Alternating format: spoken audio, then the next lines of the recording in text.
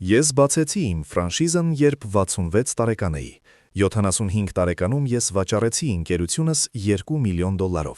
Դա ինքան էլ մեծ գումար չէ։ Երեք թերթում տեսա, որ այդ նույն ընկերությունը վաճառվել է 240 միլիոնով։ Զգում եք արդյոք, որ ձեզ խաբել են։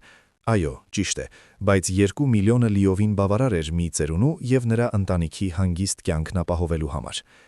1980 թվականի դեկտեմբերի 16-ին ԱՄՆ-ի մի փոքրիկ քաղաք հանգարցակի վերածվեց զբոսաշրջային կենտրոնի։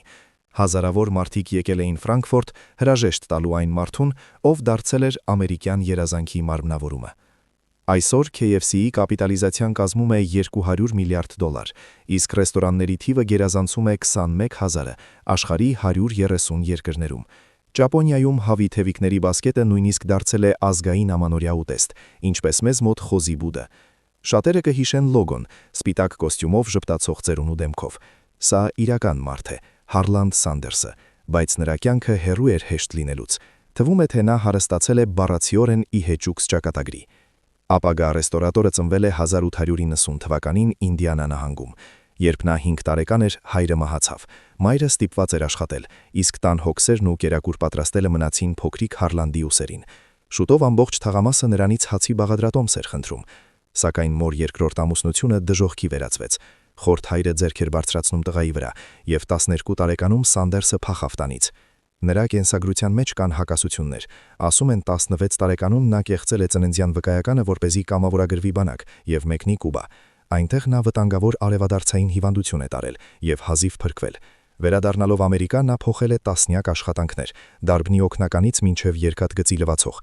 Չնայած այն խոսակցություններին, թե նա թողել է դպրոցը հանրահաշվի պատճառով, Սանդերսն այնուամենայնիվ ստացել է ատեստատ և նույնիսկ ավարտել Չիկագոյի համալսարանը հեռակա կարգով։ Նա դարձավ դիպլոմավորված փաստաբան և պաշտպանում էր աֆրոամերիկացիների իրավունքները։ Սակայն նրա փաստաբանական կարիերան ավարտվեց հենց դատորանի դահլիճում, երբ նա ծեծկրտուքի մեջ մտավ սեփական պաշտպանյալի հետ։ Հարլանդն ուներ բարդ բնավորություն։ Նա չափազանց լեզվանի էր և չէր հանդուրժում ծույլերին ու տհասներին։ Այս պատճառով նա կորցրեց բազմաթիվ աշխատանքներ։ 30-ականներին նա զբաղվեց լաստանավային բիզնեսով, վաճառեց ավտոդողեր և նույնիսկ աշխատեց որպես մանկաբարձ, քանի որ տեղի տղամարդիկ բժիշկի գումար չունեին։ Սանդերսը փորձում էր ամեն ինչով գումար աշխատել։ Նա ներդրեց իր ողջ խնայողությունները կարբիդային լամպերի արտադրության մեջ, բայց սնանկացավ, երբ շուկա մտան էլեկտրական լամպերը։ 40 տարեկանում նա կրկին զրոյի վրա էր։ Կինը հեռացավ նրանից, տանելով 3 երեխաներին, իսկ ավելի ուշ մահացավ նրա որդին։ Սա իսկական ողբերգություն էր։ Հուսահատված Սանդերսը սկսեց աշխատել բենզալացակայանում և հիշեց իր խոհարարական տաղանդը։ Նա հաճախորդների համար պատրաստում էր տապակած հավ։ Հենց այստեղ էլ ծնվեց 11 խոտաբույսերից և համեմունքներից բաղկացած լեգենդար բաղադրատոմսը։ 1935 թվականին նահանգապետը նրան շնորհեց Կենտուկիի պատվավոր գնդապետ կոչումը։ Այսօր KFC-ի բաղադրատոմսը պահվում է խիստ գաղտնի։ Սանդերսը նաև կատարելագործեց պատրաստման պրոցեսը, օգտագործելով շուտեփուկ, ինչը կրճատեց պատրաստման ժամանակը 45 րոպեից մինչև 9 րոպե։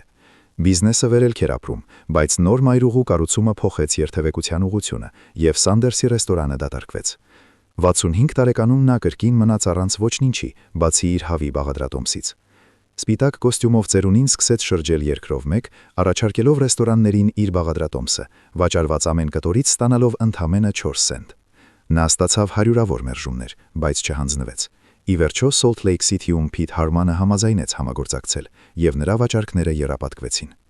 1964 թվականին արդեն կար 600 կետ Ամերիկայում և Կանադայում։ KFC-ն դարձավ աշխարհը նվաճած առաջին արագ սննդի ցանցը, հիմնական մրցակից ունենալով Մեկդոնալդսին։ Նրանց միջև բուրգերային պատերազմը շարունակվում է մինչ օրս։ Չնայած Սանդերսը վաճառեց բիզնեսը 2 միլիոնով, նա մնաց բրենդի դեմքը։ Նա նկարահանվում էր գովազդներում, մասնակցում հաղորդումների, բայց նրա բնավորությունը չէր փոխվել։ Նա կարող էր հրապարակավ քննադատել KFC-ի մորտերերին, ասելով, որ նրանց սոուսը պաստարի սոսնձի համ ունի։ Կյանքի վերջին տարիներին Սանդերսը զբաղվում էր բարեգործությամբ։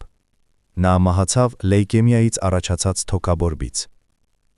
Նրան հրաժեշտ տվեցին որպես ազգային հերոսի։ Գնդապետն արդեն չկա, բայց նրա հավը և հաջողության պատմությունը կենդանի են։ Այն ապացուցում է, որ երազանքի հետևից գնալու համար երբեք ուշ չէ։ նույնիսկ եթե դուք արդեն 60-ն անցեք։